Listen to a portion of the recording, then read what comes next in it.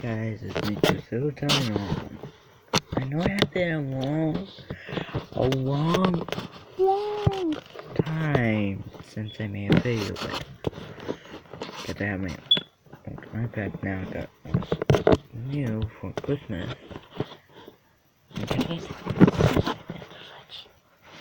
And I cannot say it, but morning, I guess I am. So, right now, we get to Reten. Alright. Get inside that boy back. We're making a video.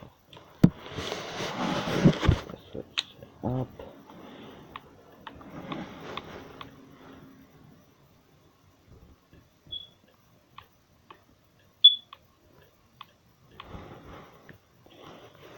Why do reverse curve?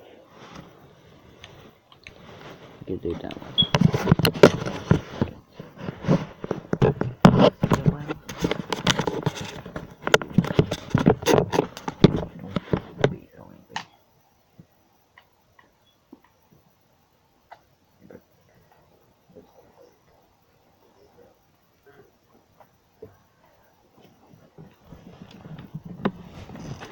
Very minutes.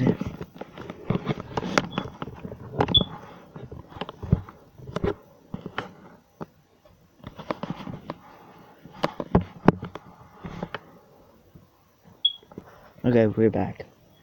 Now we do this video. 3, 2, 1. Tumble down mountainside, the meandering rivers of the plain may seem tame and lazy, but mountain streams are corralled by the steep walled valleys and carved. Their courses are literally set in stone. Out on the open plain, those stony walls give way to soft soil, allowing rivers to shift their banks and set their own ever-changing courses to the sea, courses that almost never run straight. At least not for long, because all it takes to turn a straight stretch of river into a bendy one is a little disturbance and a lot of time. And in nature, there's plenty of both. Say, for example, that a muskrat burrows herself a den in one bank of a stream. Her tunnels make for a cozy home, but they also weaken the bank, which eventually begins to crumble and slump into the stream. Water rushes into the newly formed hollow, sweeping away loose dirt and making the hollow even hollower, which lets the water rush a little faster and sweep away a little more dirt, and so on and so on. As more of the stream's flow is diverted into the deepening hole on one bank and away from the other side of the channel, the flow there weakens and slows. And since slow-moving water can't carry the sand-sized particles that fast-moving water can, the dirt drops to the bottom and builds up to make the water there even shallower and slower, and then keeps accumulating until it becomes new land on the inside bank. Meanwhile, the fast-moving water near the outside bank sweeps out of the curve with enough momentum to carry it across the channel and slam it into the other side, where it starts to carve another curve, and then another, and then another, and then another. The wider the stream, the longer it takes the slingshotting current to reach the other side, and the greater the downstream distance to the next curve. In fact, measurements of meandering streams all over the world reveal a strikingly regular pattern. The length of one S-shaped meander tends to be about 6 times the width of the channel, so little tiny meandering streams tend to look just like miniature versions of their bigger relatives. As long as nothing gets in the way of a river's meandering, its curves will continue to grow curvier and curvier until they loop around and bumble into themselves. When that happens, the river's channel follows a straighter path downhill, leaving behind a crescent-shaped remnant called an oxbow lake. Or a billabong, or un lago en herradura, un abramo. We have lots of names for these lakes, since they can occur pretty much anywhere liquid flows, or used to. Which brings up an interesting question. What do the Martians call them?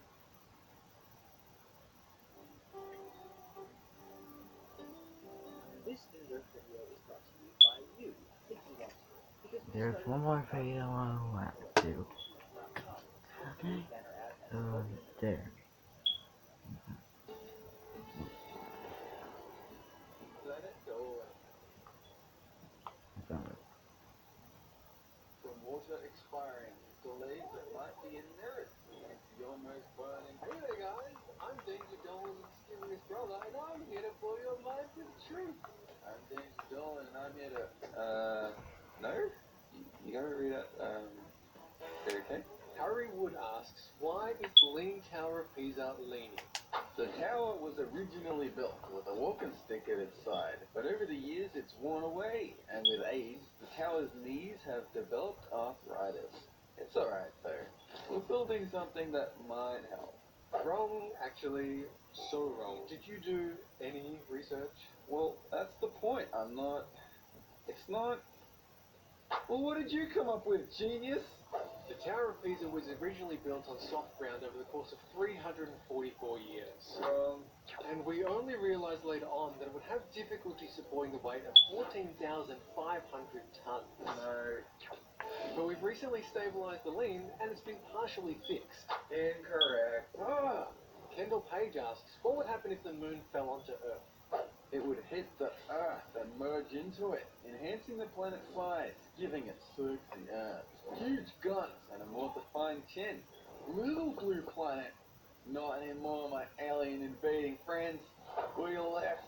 We left. Clap, clap. Great joke, Dolan. But guess what? The collision actually would cause the two to merge and form a new super Earth, but only after causing magma to engulf the planet and extinguish all life first. The oceans would boil, and the angle of our poles would change in their rotation, but eventually, after millions of years, we'd come out with a bigger water-covered Earth. Clap, clap. Great facts, brother. But guess what? What? You're a sponge. What was that? I said, you're sponge. Mariam Ahmed asks, can water expire? It depends if the water came from the tap or a cow's udder. Tap water is just ocean water that's been put through a sieve a couple of times to remove the bacteria. Never expires. Bovine water typically comes from cows who never learned how to produce milk, but everyone is too embarrassed to correct them. This milk expires before it even comes out the udder. Ugh. Water can't go bad, which is why most bottled water doesn't have expiry dates. However, the packaging itself and other environmental factors do cause the water to deteriorate. Bottled water stored in the pantry or fridge generally lasts 2 years or so. It's not recommended to drink bottled water once it's been frozen and thawed though, because it's likely to contain chemicals. Ordon the Gamer asks, why do we have unique fingerprints? Because nobody can agree on a uniform fingerprint design. Everyone has an opinion. People with left swirls want recognition. Those with dome squiggles aren't represented enough. And don't get me started on snowflake designs. For that, I'll need to explain what Tumblr is.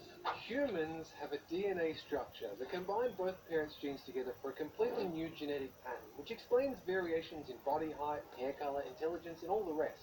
Fingerprints are controlled by genes and the environments in which we develop, leading to an almost infinite number of variations. I guess that explains why your fingerprints are so different to mine. Oh, that's right. Josh Bernstein asks, is anything bigger than the universe? My heart. I give to charities. I provide homes for orphans. Yeah, right, you turd. You know that hole in the ozone layer? Who do you think fixed that? These things don't just happen. It takes love from a prominent personality to shed light on a theory. That wasn't you. We phased out aerosol in the 1980s. What are you, out of your mind? You want, mate? You want to go? I'll take ya. Swearing at mum. The universe encompasses everything we see and know. So while that pretty much covers the answer, it may be possible that there are multiverses, which is the idea of multiple universes existing either outside our own plane of reality or sharing the space with us simultaneously. I'm sorry if that just made your head explode. I'm Rothlo asks, are there delays in mirrors? It totally is, especially in Australia. We have to deal with 200 microseconds of lag because the cloud service that hosts those mirror reflections are based in the States. Thanks, Obama. But there is a delay in mirrors, doofus. Where's Shima? I want Shima back. Get Shima. She lets me express myself. Due to the way light travels, it takes 7 billionths of a second, or 7 nanoseconds, for the light you see reflected to bounce back to the same point. But it's so quick that you'll never notice it. Hey, what was that? Nothing. It was nothing. Albering and Itzang Nernandez ask, why is water blue? Well, maybe it's just having a real bad day, alright? Maybe it has some things going on in its personal life that it doesn't want to share. Whaling, oil leaks, global hotting up. Deal with some real serious issues you just don't understand. Hashtag ocean lives matter. It's for the same reason the sky is blue. The sun shines white light down onto our planet, and the blue colour bounces around more than the other colours, which is then featured prominently in the oceans and skies. Both for the same reason, but they occur independently. Mini Marasmus San asks, what if every tree disappeared? Well, look, someone obviously said something that offended them. Look, I'm not pointing fingers. Right over there, it's my brother's fault. All I heard was him saying something about making look a tree, something about leaving.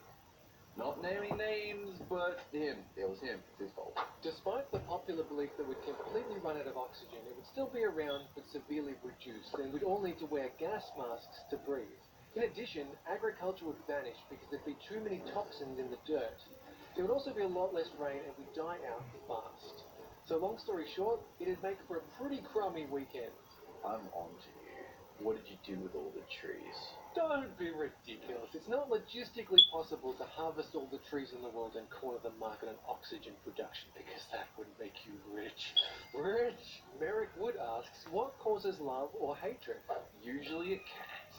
Oh, hey, you look like you could use a good pet. Oh, nah, you wanna kill me. Yeah, fair enough.